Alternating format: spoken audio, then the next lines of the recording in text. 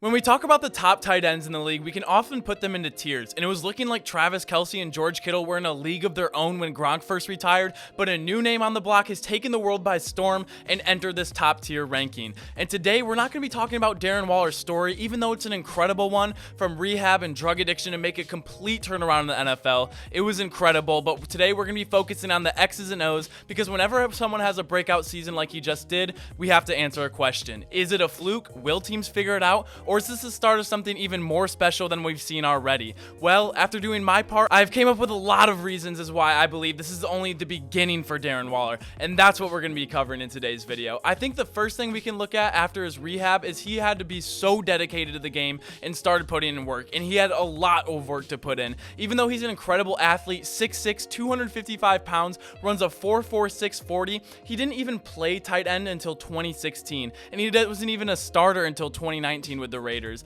And this is worth noting because the transition from receiver to tight end is huge. Blocking is its whole own thing, but the whole route tree is different. Well, for most tight ends, but we're going to get into that. And I think the position change will end up being one of the best things for him. Before we get into his game, though, I want to talk about his situation, more specifically his coach and his quarterback. Jon Gruden has received a lot of praise and a lot of hate throughout his career, but I think Waller is a perfect for a coach like Gruden, because Gruden is anything. He absolutely loves the game of football and is always looking for the new age cutting edge strategies. Well, Waller is a new age tight end, and I think he would be super limited if he had an old school coach, because already in the past 2 seasons, I've seen Gruden use Waller in a very similar way to Andy Reid uses Travis Kelce in Kansas City, where he uses Kelce as a stand-up slot receiver. He plays with his hand in the dirt or lined up outside like a true X receiver. They use him as bait a lot of the time, send him in motion, putting him in certain alignments to get a good read on coverages, and also put him in different creative screens just to get the ball in his hands. Gruden studies the game as hard as an Ivy League student studies for a final, and I think being in the same division as the Chiefs, I'm sure Gruden has seen more film on the Chiefs than any other team in this league. And next, we need to talk about Derek Carr, who has been a huge question mark as well for a lot of NFL plans.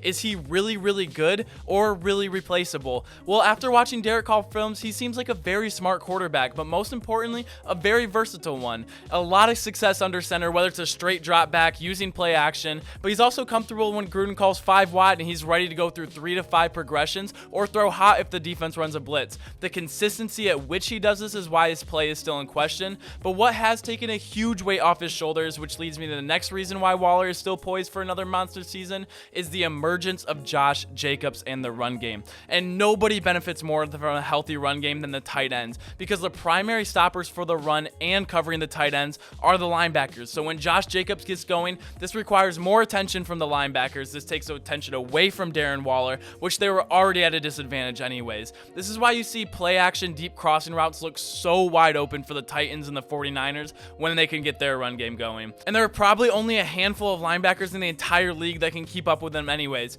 Need I remind you, he runs a 4.46, so he's too fast for linebackers. He's way too big for corners. We saw in this play in the game against Miami, the Dolphins kept trying their corners out against Waller, and even though these catches look insanely hard, this is about as pitch and catch as it can get for Derek Carr. So what exactly did Darren Waller do last season?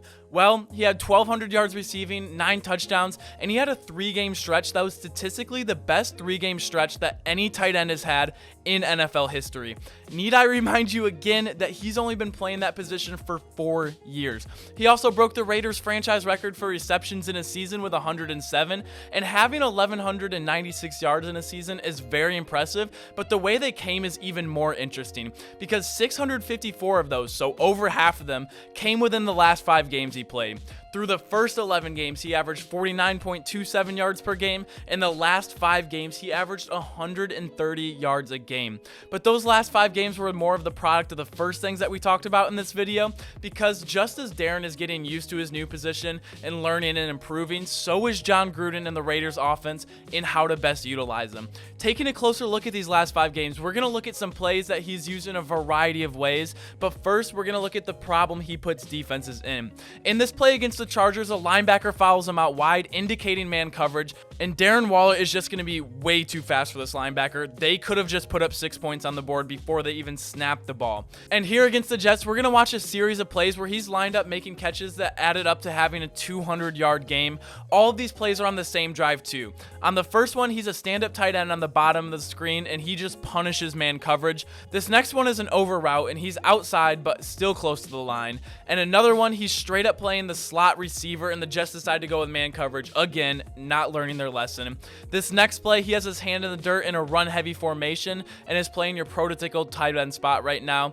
And to cap off the drive, he's in a regular tight end spot again, which he scores a touchdown. We can see Gruden using him in a variety of ways to not only keep the defense continuously guessing, but if they can figure out the coverage pre-snap, they'll use him in motion and to get him even a more advantageous spot. And later in the season, he also got much better with option routes and finding the best leverage or space in the open field. So Darren Waller is special and one of the best tight ends in the league, but based off how we ended last year, Derek Carr, the run game, and Gruden improving his offense that now is going to be solely based around him, they still have Henry Ruggs that they can play with and put even more pressure on the defense. This is why I think Darren Waller is about to have his best year yet, and I don't even think it's going to be close. I think he'll lead all tight ends in receiving yards and touchdowns next year if he can stay healthy all 17 games. But let me know what you guys think. Darren Waller is an exceptional tight end. His numbers look amazing, but just as I kind of watched his film, looked at more numbers, I started to see how Gruden was using him and how Darren Waller was performing in the back half of the season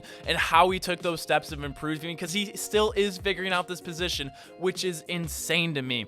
But let me know what you guys think. Make sure to like this video if you like videos like these. Make sure to comment down below what you think about Darren Waller and what numbers he's going to have this year, and make sure to subscribe if you enjoy daily sports content. Thank you guys so much for watching and checking out the channel. I will see you all tomorrow. Peace.